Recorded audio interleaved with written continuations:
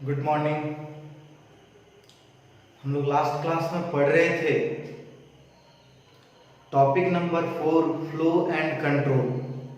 Flow and control में बता रहे थे स्टेटमेंट के बारे में। स्टेटमेंट का मतलब होता है कंप्यूटर पे जो भी चीज दिखाया जा रहा है, जो भी चीज मैसेज दिखता है, वो किस अनुसार दिखता है, कैसे दिखता है मैसेज, उसी मैसेज को स्टेटमेंट कहते थे। स्टेटमेंट बताए थे 3 प्रकार का, सिलेक्शन स्टेटमेंट, इटरेशन स्टेटमेंट और jumping statement.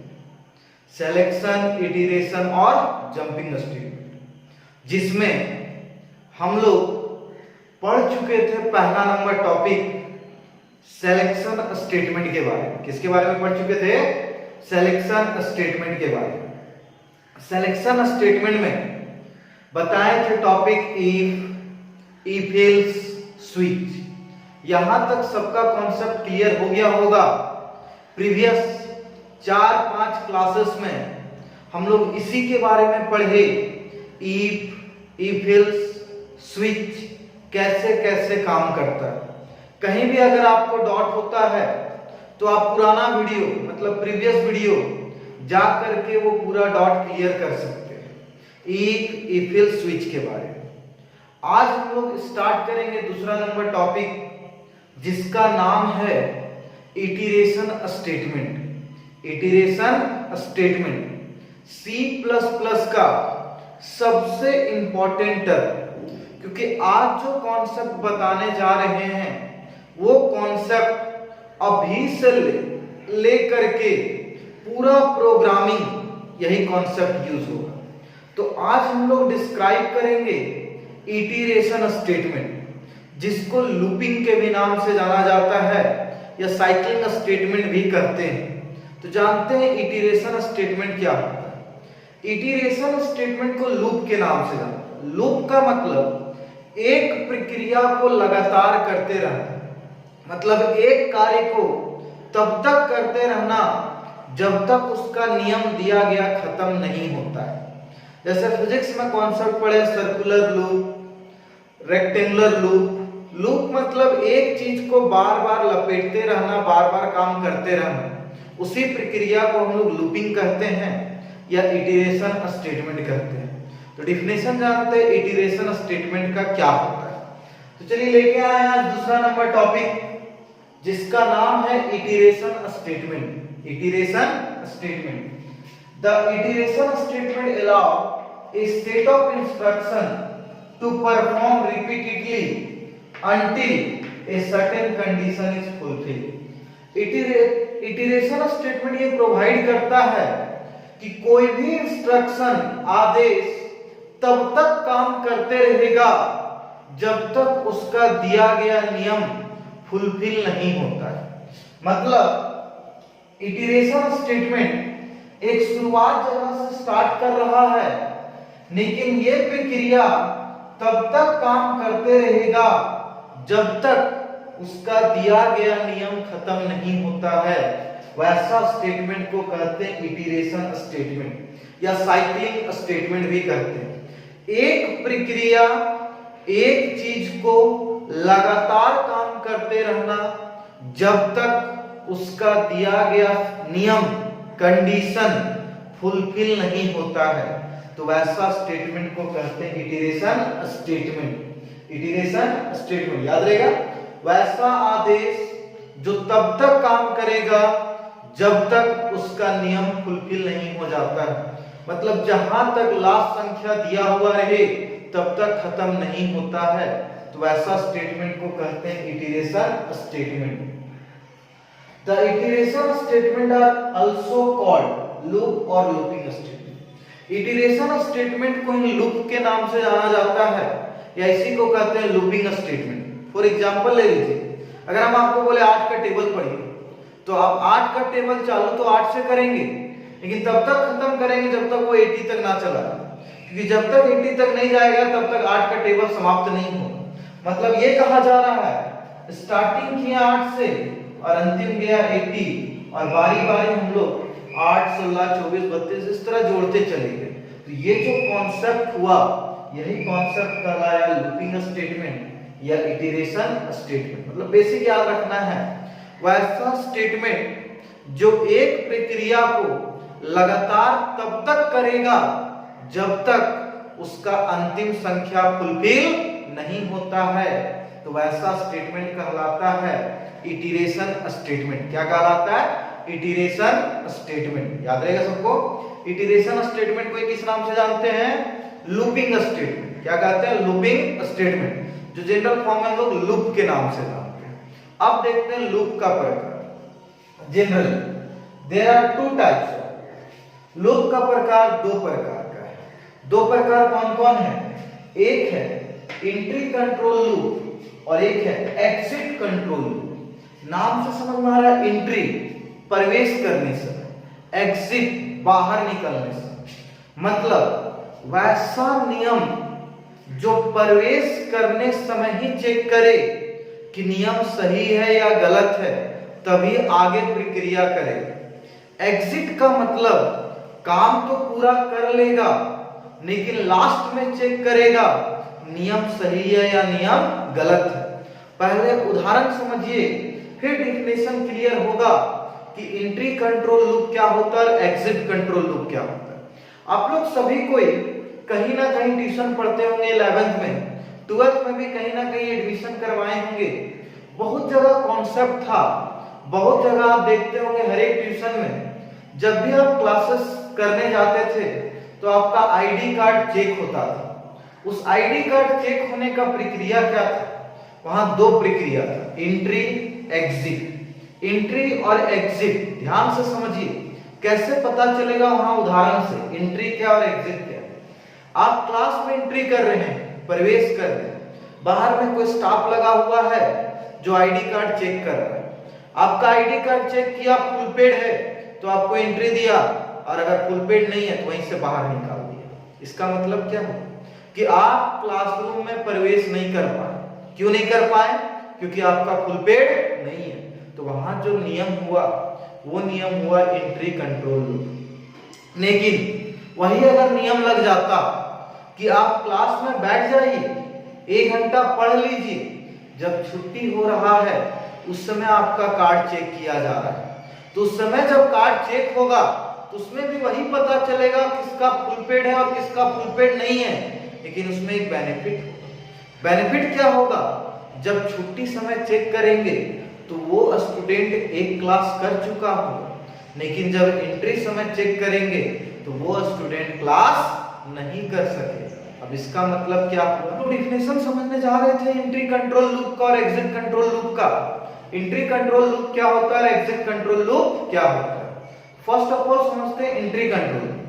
Entry control loop का डेफिनेशन देखा जाए, in entry control loop firstly check the condition then body get execute. देखिए डेफिनेशन कितना आसान।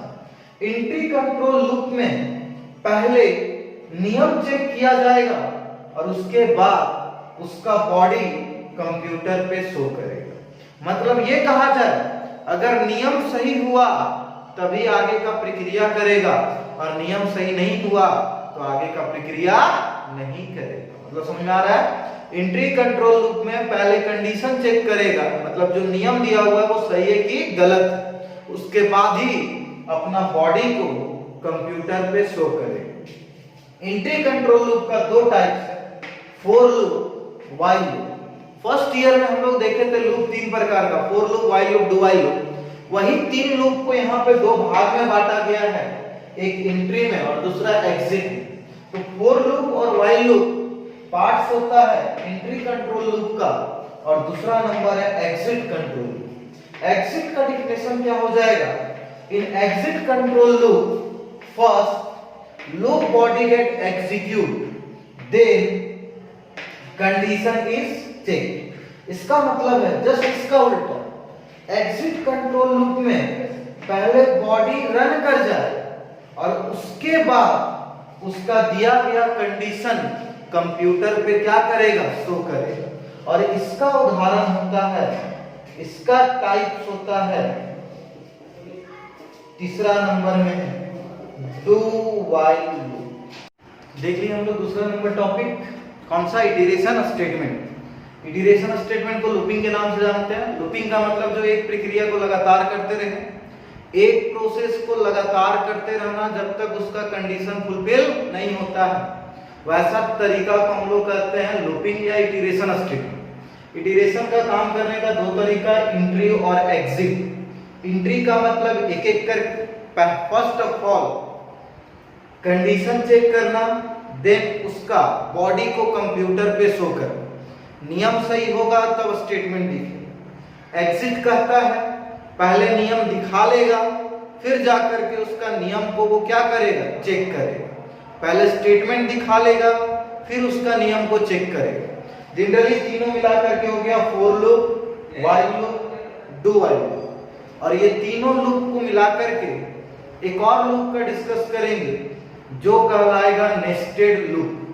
Nested loop. अब हम लोग देखते हैं ये तीनों के बारे में। फॉर लूप क्या होता है, व्हाइल लूप क्या होता है और डू व्हाइल लूप क्या होता है। तो तीनों को जानने के लिए फर्स्ट ऑफ ऑल हम लोग पहला नंबर टॉपिक देखेंगे फॉर लूप, जो C++ का सबसे इंपॉर्टेंट टॉपिक, सबसे इंपॉर्टेंट टर्म रहेगा हम लोग का। वो टॉपिक रहेगा कौन सा? For loop. तो डिस्क्राइब करते हैं फॉर लूप। लेकिन फॉर लूप को जानने से पहले कुछ लूप का एलिमेंट जानना, लूप का एलिमेंट जानना होगा।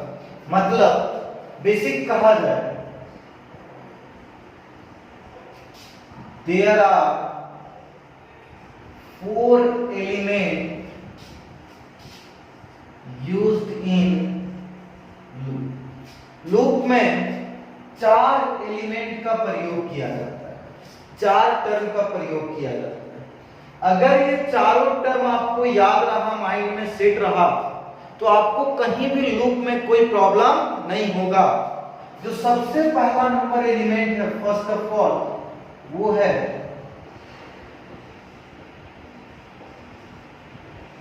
इनिशियलाइजेशन। पहला नंबर जो टर्म है वो है इनिशियलाइजेशन। क्या है? इनिशियलाइजेशन। दूसरा नंबर है कंडीशन। दूसरा नंबर क्या है?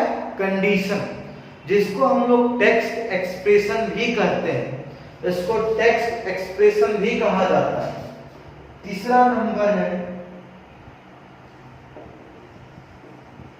स्टेटमेंट, जिसको बॉडी ऑफ लूप कहा जाता है। मतलब लूप में क्या दिखेगा वही टर्म कहलाता है स्टेटमेंट। और चौथा नंबर है अपडेशन, जिसको कहते हैं अपडेट एक्सप्रेशन। अपडेट एक्सप्रेशन मतलब धीरे धीरे बढ़ना। ये 4 चीज को अगर याद रखिएगा तो लूप में कहीं आपको कोई दिक्कत नहीं है। तो लूप में काम करने के लिए ये 4 चीज माइंड में सेट करना।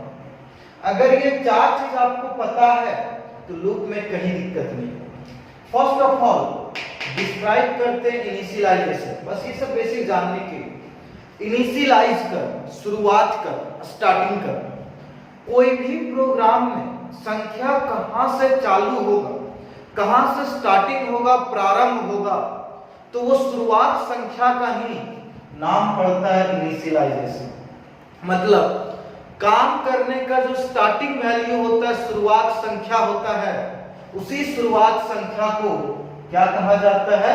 इनिशियलाइजेशन। क्या कहा जाता है? इनिशियलाइजेशन। इनिशियलाइजेशन का मतलब शुरुआत संख्या, स्टार्टिंग वैल्यू, प्रारंभ संख्या, चालू कहां से होगा ये निर्णय करेगा कौन? इनिशियलाइजेशन। दूसरा नंबर पे आता है कंडीशन, जिसको टेक्स्ट एक्सप्रेशन भी कहते हैं। कंडीशन यहाँ पे रिप्रेजेंट करता है लास्ट संख्या। लास्ट संख्या का मतलब अंतिम वैल्यू। अंतिम वैल्यू रिप्रेजेंट करता है अंतिम कहां तक जाएगा, लास्ट कहां तक जाएगा, वो डिपेंड करता है किसके अंदर? कंडीशन के अंदर। तीसरा है स्टेटमेंट। स्टेटमेंट का मतलब बॉडी ऑफ द लूप, जो प्रक्रिया करेगा लूप, जो काम होगा लूप में, वो चीज कंप्यूटर पे शो करेगा, दिखाएगा, उसको कहा जाता है स्टेटमेंट। और चौथा नंबर है अपडेशन। अपडेशन का मतलब अपडेट करना। अपडेट मतलब धीरे धीरे आगे बढ़ाना या घटाना, जो भी काम करना, मतलब एक एक करके। अपडेशन रिप्रेजेंट करता है संख्या को आगे बढ़ाना या संख्या को घटाना, जिसको यहां पे कहते हैं बारी बारी, मतलब 1 by 1 कितना संख्या बढ़ेगा या कितना संख्या घटेगा, जिसको कॉमन डिफरेंस भी कहते हैं। वही कॉमन डिफरेंस यहां रिप्रेजेंट करता है अपडेशन। मतलब ये चार चीज का मतलब क्या हुआ याद है? इनिशियलाइजेशन का मतलब शुरुआत संख्या, कंडीशन का मतलब अंतिम संख्या, स्टेटमेंट का मतलब मैसेज जो कंप्यूटर पे दिखेगा, और अपडेशन का मतलब बारी बारी कितना करके दिखेगा। जैसे कहने का मतलब हम आपको एक क्वेश्चन दे रहे हैं कि एक ऐसा प्रोग्राम बनाइए जिसमें 1 से लेकर 10 तक दिखे। 1 से लेकर 10 तक छाटना चार चीजें। आपका क्वेश्चन है 1 से लेकर 10 तक दिखाना है, लेकिन छाटना चार चीजें। कौन कौन सी? Initialization, condition, statement, updation. तो अब ध्यान दीजिए आप कैसे छाटिए। इसमें शुरुआत कहां से होगा? 1 से। तो 1 क्या हुआ? इनिशियलाइजेशन। 1 क्या हुआ? इनिशियलाइजेशन। 10 लास्ट कहां तक जाए? 10 तक। तो 10 क्या हुआ? कंडीशन। 1 से लेकर 10 तक। अब 1 से लेकर 10 तक कैसे लिखें? 1 से 10 मतलब ये हुआ 1 2 3 4 5 6। एक बोलेंगे सर 1 से 10, 1 5 10। अब बोल रहे 1 5 10, यहां तो कुछ बोला नहीं, बस सिंपल बोल दिया 1 से लेकर कहां तक दिखाइए? 10। अगर हम किसी स्टूडेंट को बोले काउंट करिए 1 से लेकर 10 तक, कैसे काउंट करिए? तो क्या काउंट करिएगा? 1 5 10 ऐसे कि 1 2 3 4 5 6। तो काउंटिंग जो होगा वहां 1 by 1 होगा, एक एक करके। तो 1 to 10, 1 2 3 4 5। तो देखिए 1 और 2 के बीच में कॉमन डिफरेंस कितना है? 2 और 3 के बीच में कॉमन डिफरेंस कितना है? 3 और 4 के बीच में, 4 और 5 के बीच में कॉमन डिफरेंस कितना है? तो कॉमन डिफरेंस 1 1 का। तो ये जो 1 1 हो रहा है, आगे बढ़ रहा है, इसी 1 1 को कहते हैं अपडेशन। क्या कहते हैं? अपडेशन। बारी बारी संख्या बढ़ना। और 1 से लेकर 10 तक जो दिखेगा वो क्या कहलाएगा? स्टेटमेंट। जैसे हम आपको बोले 10 इवन नंबर दिखा, स्टार्टिंग 10 इवन नंबर दिखा। इवन नंबर मतलब 2 4 8 6 8 10, इतने ही समझिए। 2 4 6 8 10। इसमें देखिए आपको ढूंढना 3 चीज। अगर 3 चीज आप निकाल लेते हैं तो कोई भी लूप का क्वेश्चन बना सकते हैं। वो 3 चीज क्या क्या होगा? स्टार्टिंग कहां से हुई? 2 से। अंतिम कहां तक गया? 10 तक। और बारी बारी जोड़ते कितना गया? इनिशियलाइजेशन हुआ 2, शुरुआत 2 से किया। कंडीशन हुआ 10, लास्ट 10 तक गया।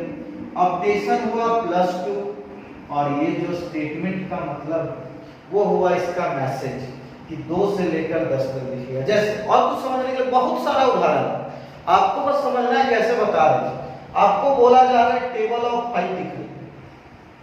टेबल ऑफ 5, 5 का टेबल। आप लोग बताइए 5 का टेबल दिखाने के लिए शुरुआत संख्या कहां से करेंगे?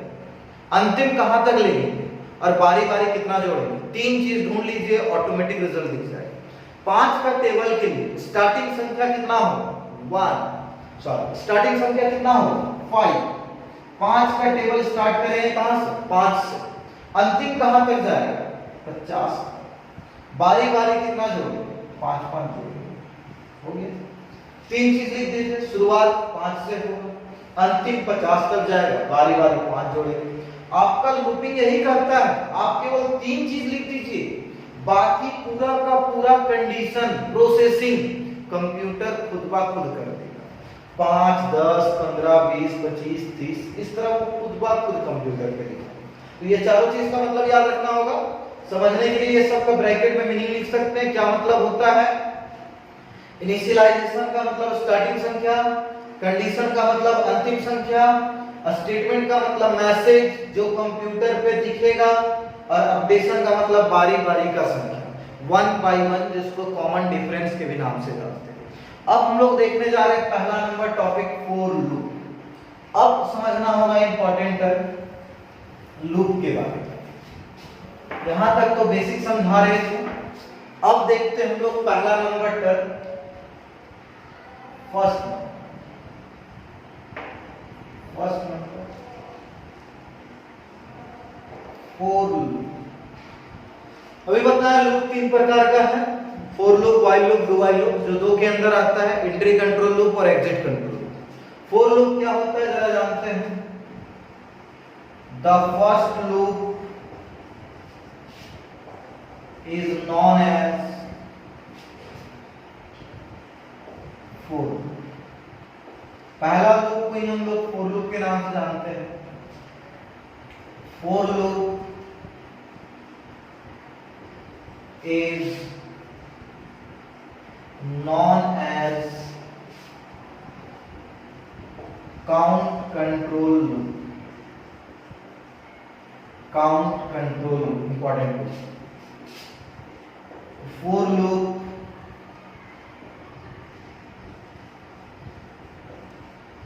contain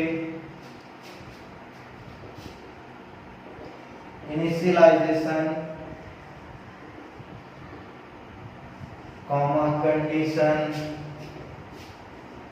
and updation। चलिए बेसिक डेफिनेशन को जानने के लिए, the first loop is known as for loop.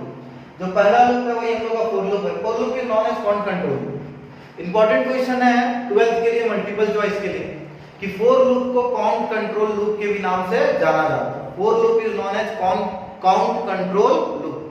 For loop अपने अंदर तीन चीज को रखता है, इनिशियलाइजेशन, कंडीशन और अपडेशन। इनिशियलाइजेशन का मतलब शुरुआत संख्या, कंडीशन का मतलब अंतिम संख्या और अपडेशन का मतलब बारी बारी का संख्या। अब बढ़ते हैं आगे, इसका सिंटैक्स। सिंटैक्स मतलब ये रहा, ये अपना प्रोग्राम को कैसे बनाना। प्रोग्राम को बनाने के लिए फर्स्ट ऑफ ऑल फॉर लिखता है। फॉर के अंदर तीन चीज का काम करता है। फर्स्ट ऑफ ऑल इनिशियलाइजेशन का काम करता है, फिर कंडीशन का काम करता है और फिर अपडेशन का काम करता है।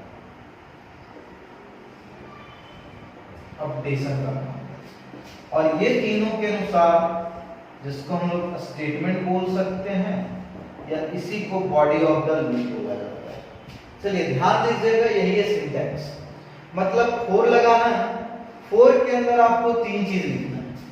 इनिशियलाइजेशन शुरुआत संख्या देना है, कंडीशन अंतिम संख्या लिखना है, अपडेशन बारी बारी का संख्या लिखना, और ये तीनों के अनुसार शो करेगा स्टेटमेंट। मतलब इसका ये कहलाया, इसका एक और नाम भी पड़ता है body of loop.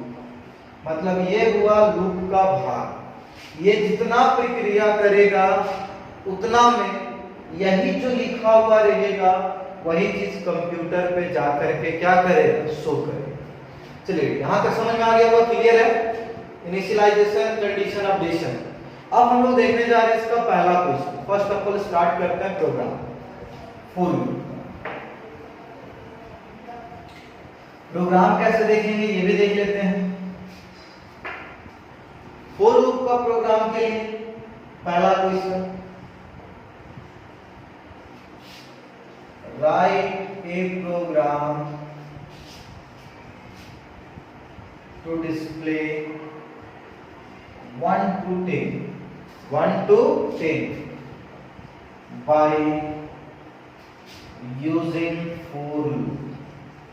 for loop के माध्यम से 1 से लेकर कहां तक दिखाना, 10 तक। 1 से लेकर 10 तक आपको ढूंढना कितना चीज था, तीन चीज। कौन कौन, शुरुआत संख्या, अंतिम संख्या और बारी बारी का संख्या, कॉमन डिफरेंस। 1 से 10 आंसर आना चाहिए। 1 2 3 4 5 6 7 8 9 10, ये आपका आंसर आना चाहिए। मतलब आपको एक ऐसा प्रोग्राम बनाना है जो इस प्रकार का रिजल्ट अपने स्क्रीन पे शो करे। तो ऐसा रिजल्ट दिखाने के लिए स्टार्टिंग 1 है, अंतिम 10 है, और बारी बारी कितना जोड़ते जा रहा है, कॉमन डिफरेंस ये सबके बीच में कितना का है, 1 1 का है। तो क्या करेंगे, हर प्रोग्राम के जैसा first of all header file use करते हैं, हैज इंक्लूड iostream.h। दूसरा नंबर हैज इंक्लूड conio.h। आगे void में ब्रैकेट ओपन clr ये 5 लाइन हर प्रोग्राम में सेम है। यहां तक तो सबको मीनिंग पहले से पता हो, क्योंकि बोले भी थे जितना भी प्रोग्राम होगा 5 लाइन में और लाइन बढ़ सकता है, लेकिन लाइनिंग कभी घटता नहीं। अब देखते हैं 1 से 10 दिखा, तो इंटीजर में एक वेरिएबल ले लेते हैं ए बी सी डी कुछ भी ले सकते हैं। अगर ए बी सी डी ना लेकर के अपने मन से ले ले रहे हैं आई। देखिए एग्जाम में ज्यादातर जो क्वेश्चन रहता है आई जे ये सब में ही रहता है, तो इसलिए हम लोग शुरुआत ही कर देते हैं कि ये कुछ भी ले सकते हैं अपने मर्जी से, ये फिक्स नहीं, ये आप पे डिपेंड करता है। A B X Y Z, यहाँ पे वेरिएबल एक ग्रुप में ले ले रहे हैं आई। अब क्या करते हैं, फॉर आई इक्वल टू, शुरुआत कहां से करें, 1 से। ये हुआ initialization, I less than equal to 10। Less than equal to 10 का मतलब बारी बारी लास्ट कहां तक जाए, 10 तक जाए। 10 के बराबर रहेगा और 10 से कम रहेगा, लेकिन 10 से बड़ा नहीं है। और तीसरा कहता है आई प्लस प्लस प्लस रिप्रेजेंट करता है, याद कीजिए इंक्रीमेंट ऑपरेटर और डिक्रीमेंट ऑपरेटर। 2 प्लस कितना संख्या को बढ़ाता है, एक संख्या।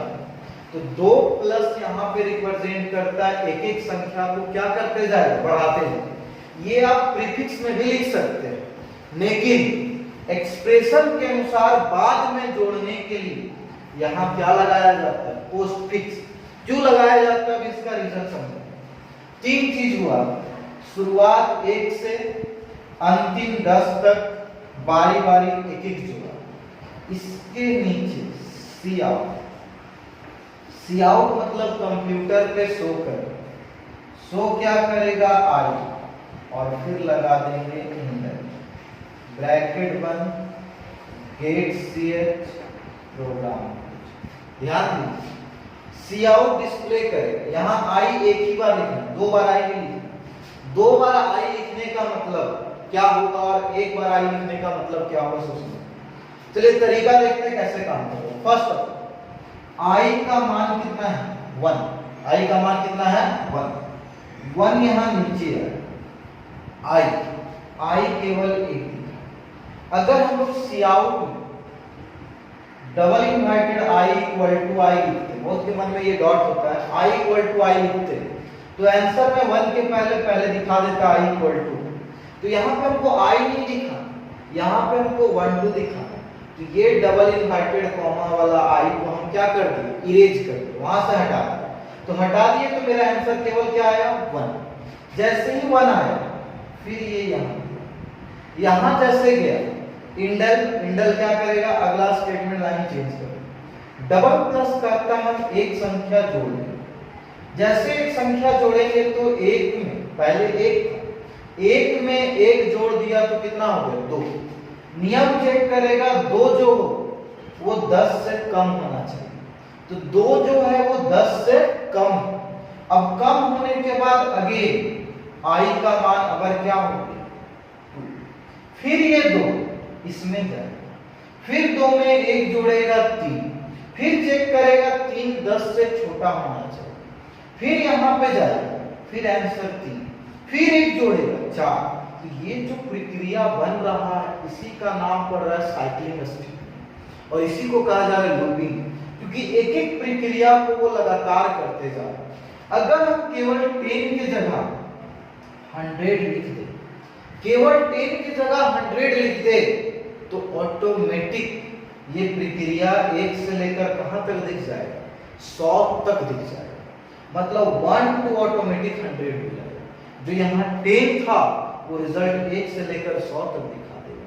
तो केवल नियम बदलने से ऑटोमेटिक रिजल्ट बदल जाता है। फिर आगे ये भी कॉन्सेप्ट समझाएंगे। अभी 1 जोड़ रहे हैं, अगर 2 जोड़ना, 3 जोड़ना, मतलब 1 से अधिक जोड़ना, तो 1 से अधिक कैसे जोड़ेंगे, आखिर ये काम कैसे करेगा, इसका प्रक्रिया कैसे होगा। तो फर्स्ट ऑफ ऑल ये पहला क्वेश्चन हुआ जो हम लोग देखे, 1 से लेकर कहां तक, 10 तक दिखा। यहां तक कोई डॉट हो तो आप कॉल करके या व्हाट्सएप पे कोई भी अपना डॉट क्लियर कर सकते हो। अब नेक्स्ट क्लास में इसी का आगे कुछ और क्वेश्चन देखेंगे। तो अभी तक यहीं तक रहने देते हैं, बाकी